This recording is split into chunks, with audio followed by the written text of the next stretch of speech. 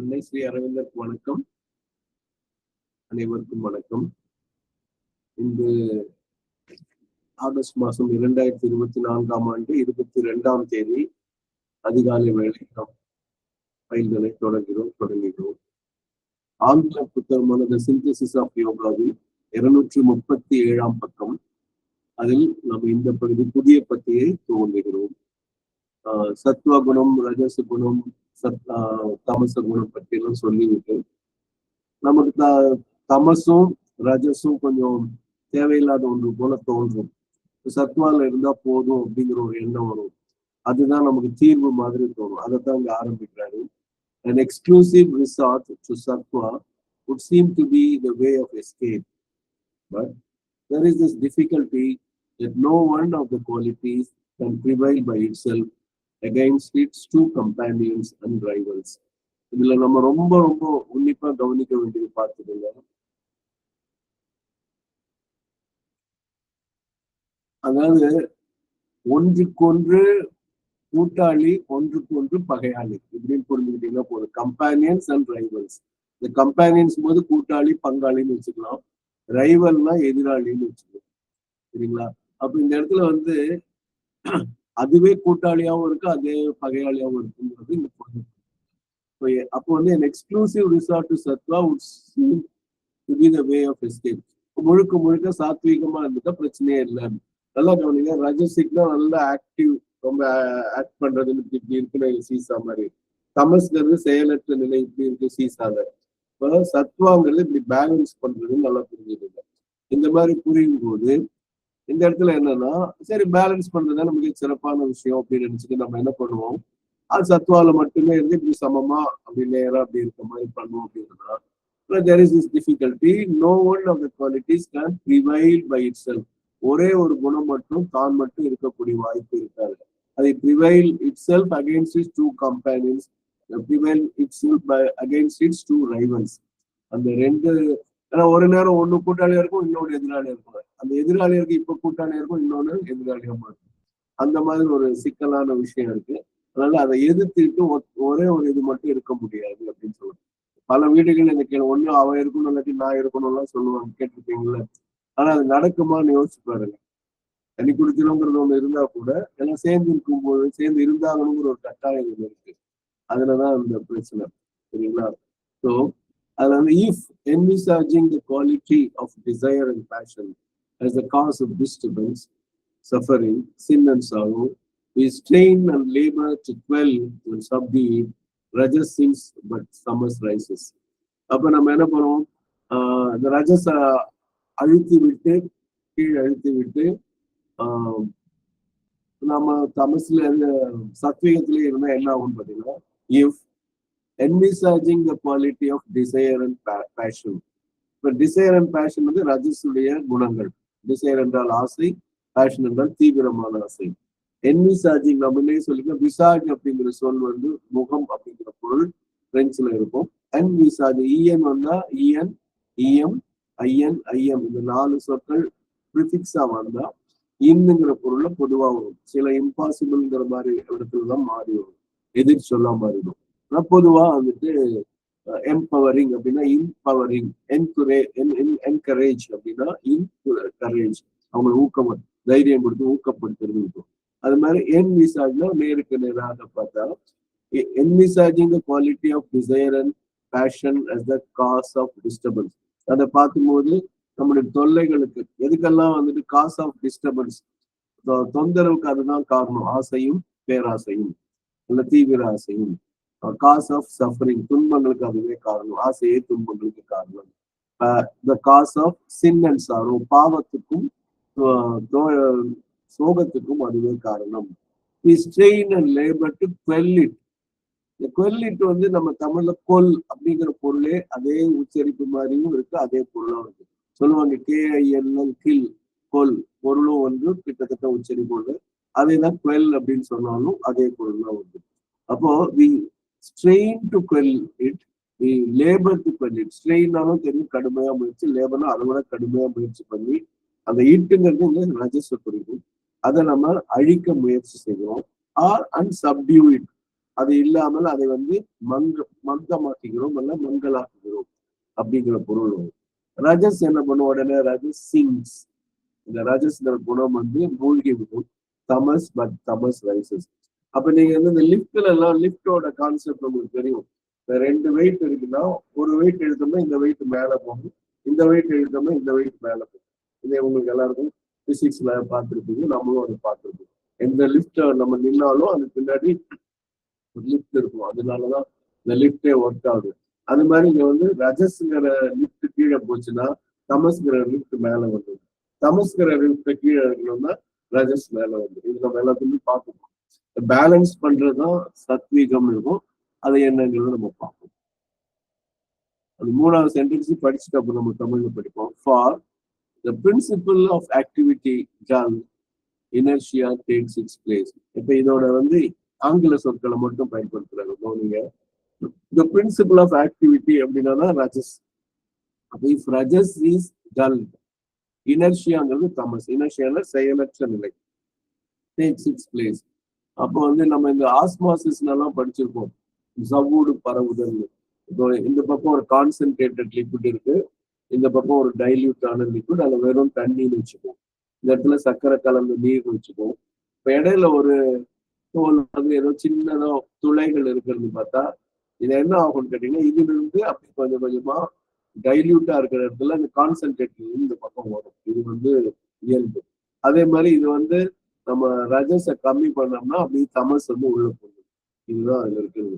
இந்த ஒட்டகம் எப்படி உள்ள வருமா, ஏன்னா கொஞ்சம் தாக்கும், ரொம்ப வெளியில குளிர் ஒரு இது இருக்கும், டென்ட் இருக்கும், அது அந்த கொட்டாய்க்குள்ள அப்படி தலையை விட்டு கொஞ்சம் தலையை மட்டும் வச்சுக்கிறேன், ரொம்ப கழுத்தெல்லாம் கொடுங்க, கழுத்தை வச்சுக்கிறேன், முதுகை மட்டும் வச்சுக்கிறேன், காலை வச்சுக்கிறேன், வாழை வச்சுக்கிறேன்னு சொல்லிட்டு அந்த ஒட்டகம் ஃபுல்லா அந்த டென்ட்டுக்குள்ள வந்துடும், உள்ள இருக்கிறது வெளியே போயிட்டு. அப்ப ரஜஸ் தான் உள்ள இருக்கு டென்ட்டுக்குள்ள, இது வந்துச்சுன்னா அந்த ரஜஸ் வெளியே போகுது. இல்ல ரஜஸ் வெளியே போனா அந்த ஒட்டகம் வந்து பாருங்க.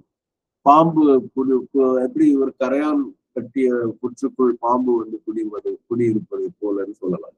இதை வந்து நம்ம இதோட நிறுத்திட்டு தமிழ்ல படிக்கலாம்.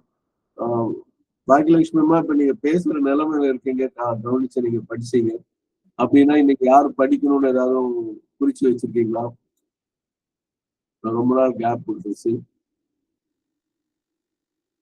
சார் வணக்கம் சார். சொல்லுங்கம்மா, ஒன்றும் கேட்கல சார். நான் குறிச்சு வச்சிருந்ததுங்க சார், சாரதா அம்மான் முனீஸ்வரன் ஐயா, சாரதா அம்மான்னு. அப்ப தஞ்சாவூர் சீனிவாசன் படிக்கணும், படிக்க வாய்ப்பு இருக்கா? அவருடைய நிலை என்னன்னு எனக்கு தெரியல. தஞ்சை சீனிவாசன் படிக்கிறீங்களா? கொஞ்சம் இல்லை இருக்கு சார். ஓகே, அப்ப பிரியாமா படிங்க. நீங்க தமிழ நீங்களே இது பண்ணி அந்த புது பேரால இருந்து ஆரம்பிங்க.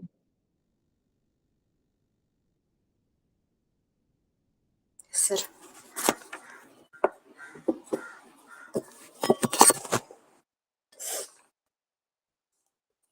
வரேன் சார், ஒரு செகண்ட்.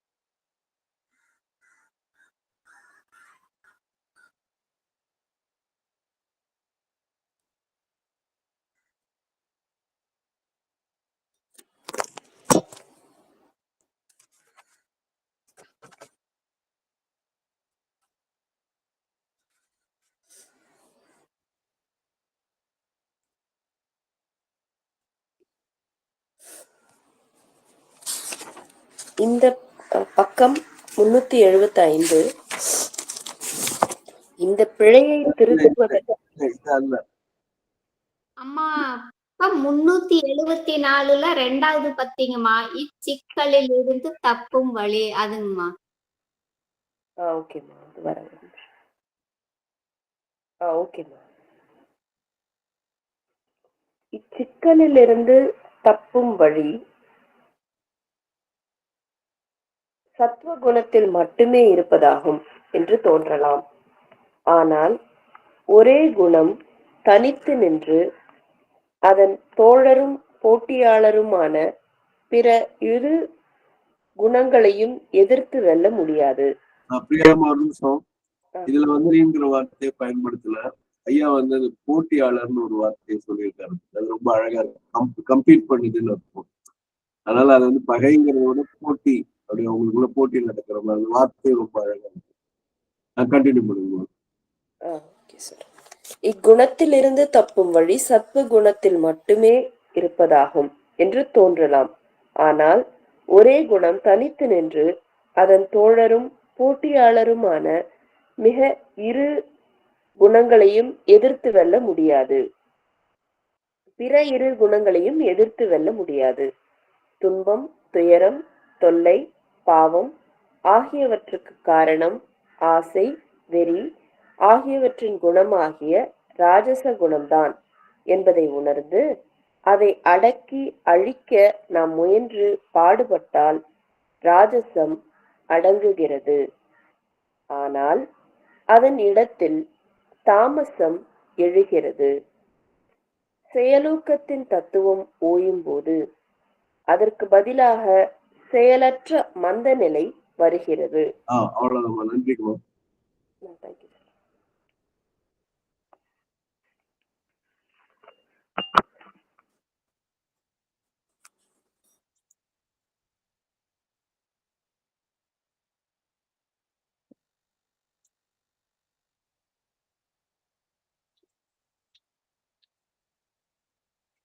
Acquired peace,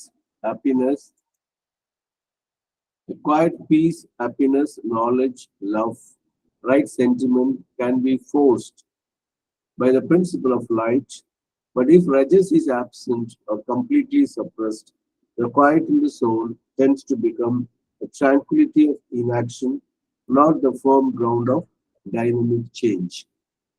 எப்படின்னா, அப்போ இந்த ரஜஸ் அடக்கி நம்ம சத்துவத்தை ரொம்ப வலியுறுத்தினா என்ன, குவாய்ட் பீஸ், ஒரு சலனம் இல்லாத அமைதியான, எந்த விதமான சலனமற்ற ஒரு அமைதி, ஹாப்பினஸ் மகிழ்ச்சி, நாலேஜ் அறிவுன்னு சொல்லலாம், ரொம்ப பேசுனா ஞானம்னு சொல்லலாம், லவ் அன்பு, ரைட் சென்டிமெண்ட் சரியான உணர்வு, can be founded by the principle of light.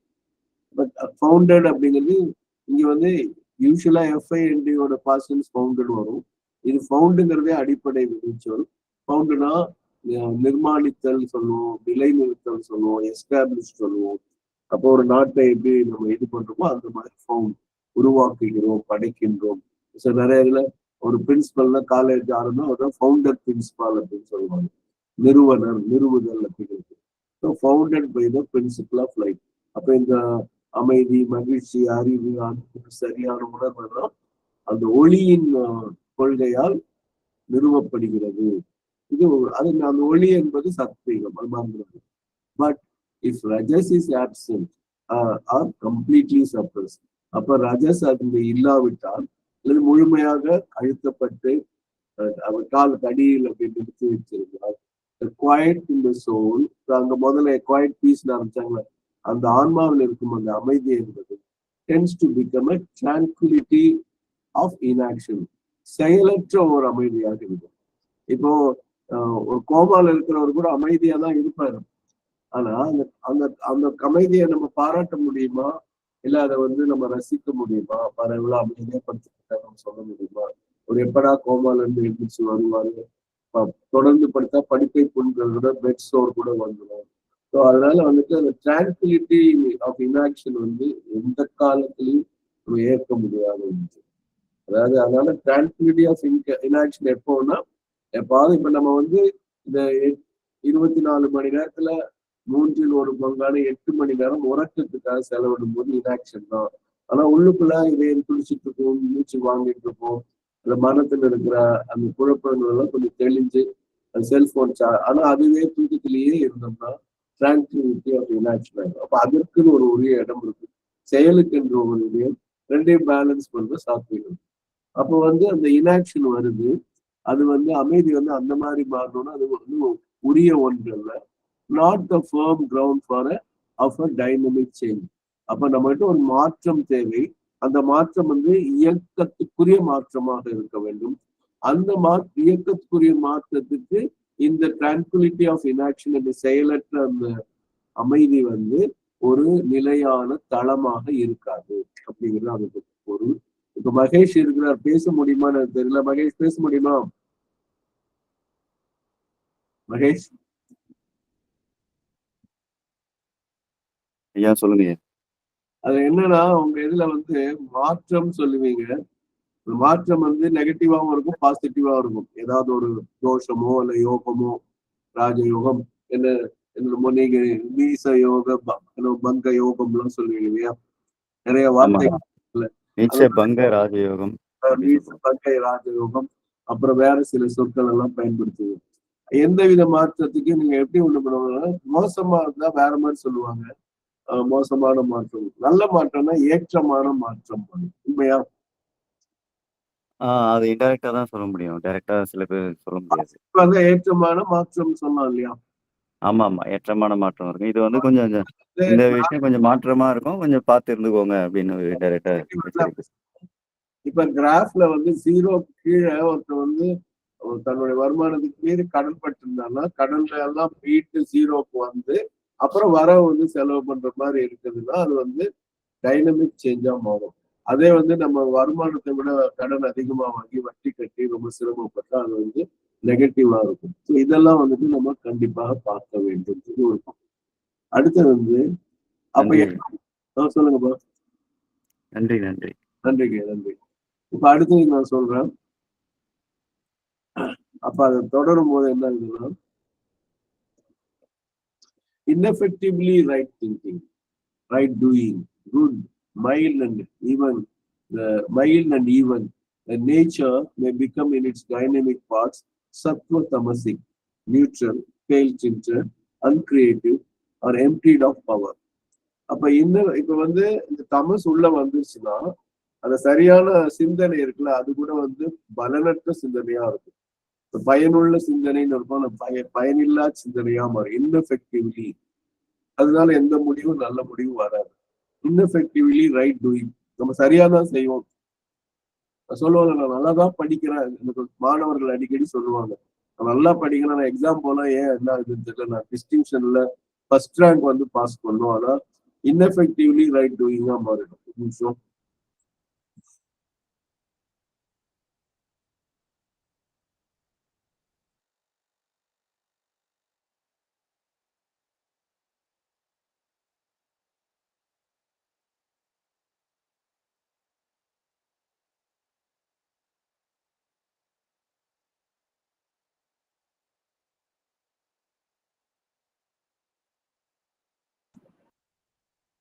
அப்போ இன்னெஃபெக்டிவ்லி ரைட் டூயிங், சரியாக செய்தாலும் அது பலனற்ற செயலாக மாறும். Mild and even. மைல்டுனா எல்லாம் ஒரு மைல்டா இருக்கும்னு சொல்லுவாங்கல்ல, முழுமையாக இல்லாமல் கீழே இல்லாம நடுவுல மைல்டா இருக்கு. அப்புறம் ஈவன்னா இந்த even if you do that you will not succeed, அந்த ஈவன் கிடையாது. செய்தாலும் அந்த இது கிடையாது. ஈவன்னா அப்படி சமமா, அப்படி மைல்ட் அண்ட் ஈவன் ஒரே மாதிரி. அது கொஞ்சம் டல்லுங்கிற பொருளும் வரும்.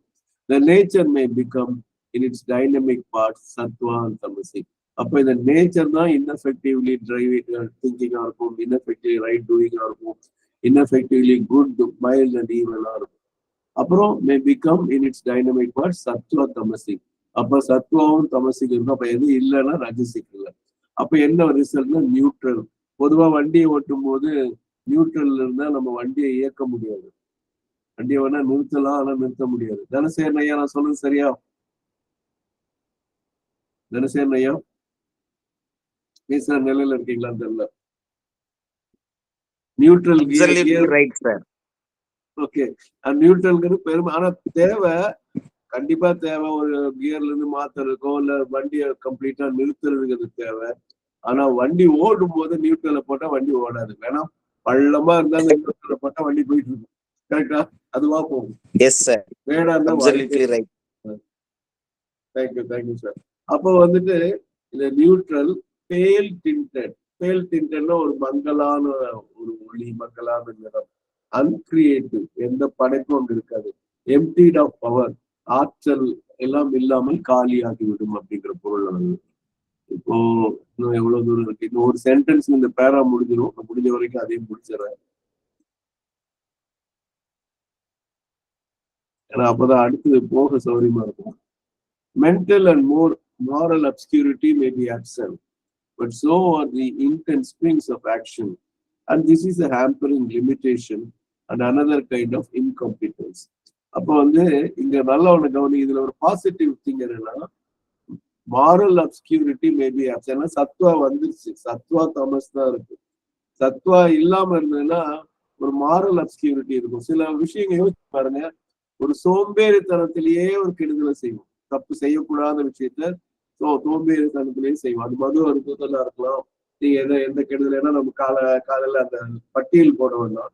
எந்த கெடுதல் பண்ணாலும் அதுல வந்து மாரல் அப்ஸ்கியூரிட்டி இருந்தாதான் பண்ண முடியும். மாரல் அப்ஸ்கியூரிட்டி இருந்ததுன்னா என்னன்னா தமஸ் வந்துருச்சு, ஆனா செயல் வாக்கும் போது ரஜஸ் வந்துடும். அப்ப தமசும் ரஜஸும் சேரும் போது பாத்தீங்கன்னா இதா இருக்கும். நம்ம ஒரு திரைப்படத்துல பார்த்துருக்கோம், மகிஷாசுரன் வரும்போது ஒரு பெரிய அண்டா நிறைய சோம பார்த்தோம்னா அப்படியே உள்ள போய் அப்படி கடைன்னு குடிக்கும். அந்த மாதிரி குடிச்சோம்னா அந்த குடி போதையில அப்படியே அது ஆடும், இதனமோ செய்யக்கூடாதுன்னு செய்யும். அப்போ வந்து ஆனா இந்த இடத்துல சத்வா தமஸ் இருக்கனால மாரல் அப்ஸ்கியூரிட்டி இருக்காது. So mental obscurity may be absent, moral obscurity may be absent. அப்ப என்னன்னா ஒழுக்கத்துக்கு உண்டான இருள், அந்த நெறிமுறை ஒழுக்கம் அதுல அதை இல்லாம இருக்கலாம். இது நான் அடுத்தது போறதுக்கு முன்னாடி நான் ஒரு முக்கியமா ஒண்ணு சொல்ல விரும்புறேன். ஒரு ஷாக்கா ப்ரோஷாக்கா அப்படின்னு சொல்லி ஒரு பெங்காலி படம், சத்யஜித்ல எடுத்த ஒரு திரைப்படம். முடிஞ்சா நீங்க அதெல்லாம் பாருங்க.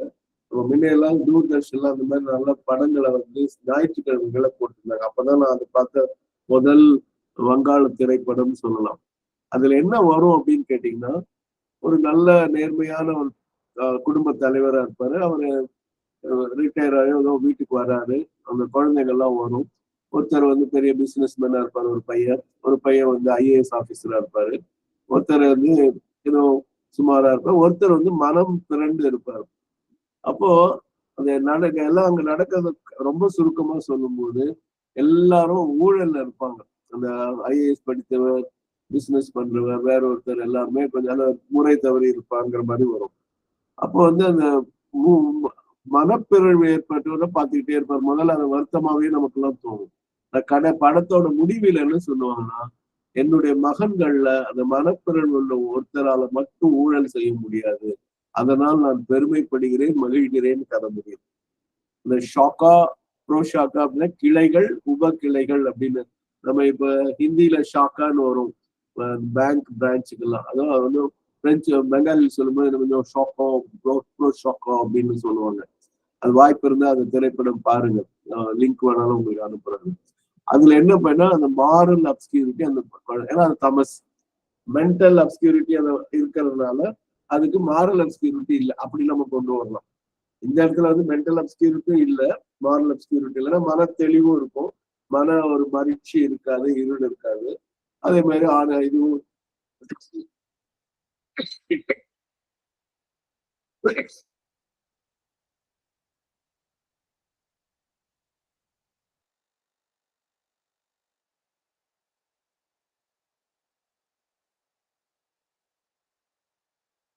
Please Baden me பொறுத்தருக. அந்த கொஞ்சம் பாக்கி இருக்கு, அந்த உடல்நிலை கோளாறு சரியாகிவிடும். அப்புறம் வந்து இது கூட but so are the intense springs of action. So ஆர்திங்களுக்கு எதோட கனெக்ட் பண்ணும்? சோ ஆர்க்கு எந்த வார்த்தை சோ ஆர்ன்னு வருது? அதே போல என்ன அப்படின்னா என்ன பதில் சொல்லுங்க, யாராவது சீக்கிரம் பதில் சொல்லுங்க. Absent. Exactly. அப்போ the intense springs of action is also absent. Thank you. அப்போ வந்து intense springs of தீவிரமான செயலுக்குரிய அந்த ஸ்ப்ரிங்ஸ்ன்னு ரெண்டு அர்த்தத்துல சொல்லலாம். ஊற்றுன்னு சொல்லலாம், இல்ல பிசிக்ஸ்ல இருக்கக்கூடிய அந்த வாட்ச் ஸ்ப்ரிங் மாதிரியும் சொல்லலாம். அப்போ அந்த ஸ்ப்ரிங்ஸ் நல்லா வேலை பண்ணாதான் இந்த ஊற்றுன்னு எப்படி எடுத்தாலும் ரெண்டுமே வந்து பொருள் தரக்கூடியதா தான் இருக்கும். But so are the intent springs of action. அப்போ வந்து அதுவும் ஆப்சென்டா இருக்கும். அதாவது எப்படி நீங்க வந்து ஒழுக்க நெறியில எந்த ஒரு இருளும் இருக்காதோ அதே மாதிரி செயலாற்றக்கூடிய தன்மையும் இருக்காது. And this is a hampering limitation. ஹாம்பரிங்னா ஹிண்டரிங் அப்படிங்கிறது, தடுக்கக்கூடிய ஒரு குறுகிய தன்மை.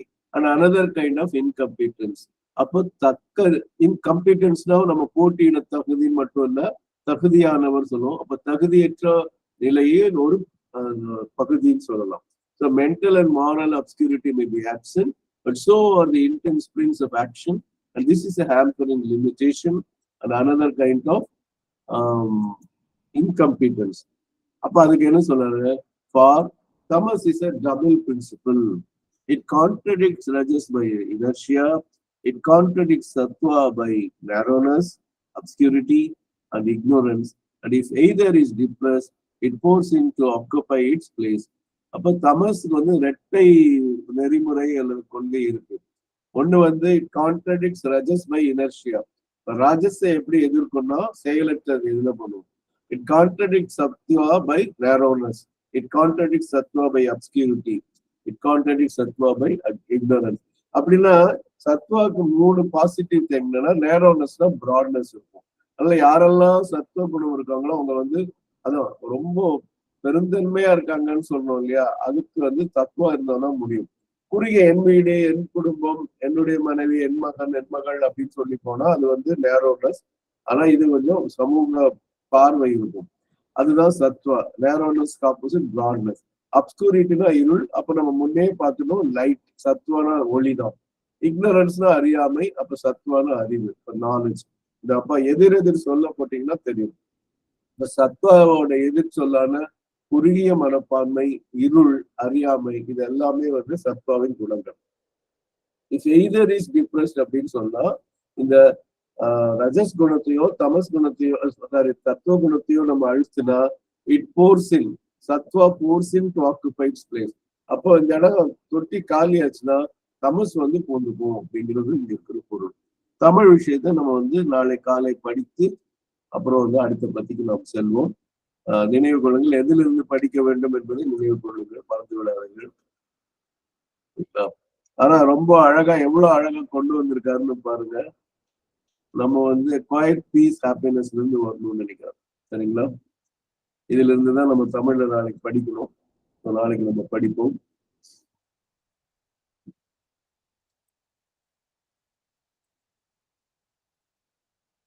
இப்போ வந்து உங்களுடைய கருத்துக்கள் எதாருன்னா சொல்லலாம். அதாவது நம்ம வந்து பிரெஞ்சுக்கு கொஞ்சம் நேரம் ஒதுக்குவோம். நேரம் இருக்கு, கண்டிப்பா கொஞ்சம் நேரத்தை ஒதுக்கலாம். யாராவது உங்க கருத்து இப்ப படிச்சதுல இருந்து ஏதாவது கருத்து சொல்ல விரும்பினால் சொல்லலாம். இல்ல நாளை காலையில நம்ம அதை சொல்லுவோம். சரியா? சொல்லுங்க வசந்தம்மா. Thank you sir. சத்வா நம்ம வந்து அது மட்டும் சரியா இல்ல ஒர்க்கிங்க்கு அப்படிங்கறத வந்து ரொம்ப அழகா சொல்றாங்க பகவான். அந்த கடைசி sentence it is very very effective. Thank you sir. Okay பிரியாமா. சார் லாஸ்ட் சென்டென்ஸ் மட்டும் கொஞ்சம் புரியல, நாளைக்கு கொஞ்சம் ரிப்பீட் பண்ணுங்க சார். லாஸ்ட் சென்டென்ஸ்ல என்ன புரியல? எதுவுமே புரியல சார். எதுவுமே புரியலையா? சரி, அப்ப நாளைக்கு ஆரம்பிக்கும் போது இது பண்ணுவோம். ஏன்னா நேரம் இப்பவே 6:30 ஆயிடுச்சு. ஸோ நம்ம வந்து இப்ப ரெக்கார்டிங் நீங்க க்ளோஸ் பண்ணலாம். அன்னை ஸ்ரீ அரவிந்தருக்கு நன்றி, வணக்கம். அனைவருக்கும் நன்றி, வணக்கம். நாளை காலை நம் பயிர்களை தொடர்வோம்.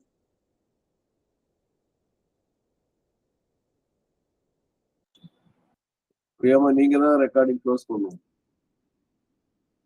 ஆமா சார், ஒரு செகண்ட் சார்.